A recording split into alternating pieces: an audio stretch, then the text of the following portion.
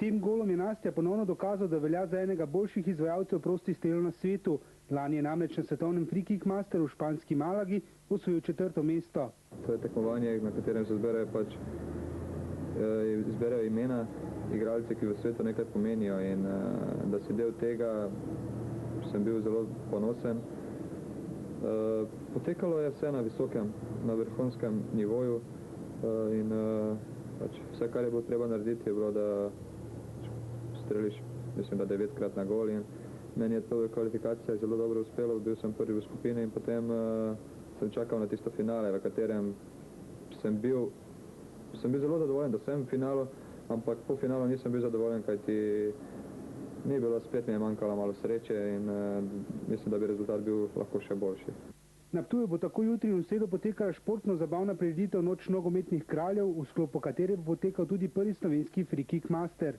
Vsak izvajalec bo izvedel po 3 proste strele iz različnih razdalj, iz 18, 21 in 25 metrov. V finalu bo na razpolago imel še zlati strel iz 30 metrov, ob tem pa, da golman čisto normalno brani in da je postavljen živi zid, tako da mislim, da bo kar precej zanimivo. Na dvodnevni prireditvi lahko pričakujemo najboljše slovenske mojstre izvajalcev prostih strelov. Mislim, da bo kar zanimiv dvoboj med bratoma, med Nastjem in Alešem Čehom. Potem so tukaj še Simon Sešlar, pa Cimerotič, Rakovič, Karič. Mislim, kar ena cela družba odličnih nogometašev. Škoda, da zaradi poškodbe še ne bo Mileta Ačimoviča, Ermina Šiljaka. Kljub temu pa mislim, da bomo videli lepe in prekrasne gole. Nastja Čeh kot domačin pričakuje veliko ljudi na ptujskem mestnem štadionu, kjer bo v sredo zvečer potekalo finale. Vedno je lepo, ko se vračaš v svoj domači kraj. Res, da na tem stadionu nisem bil aktiven že, ne vem, mislim, da je skoraj da bo 10 let. Tako da za mene je to še boljši občutek, kot recimo, da bi se dogajalo kje druge.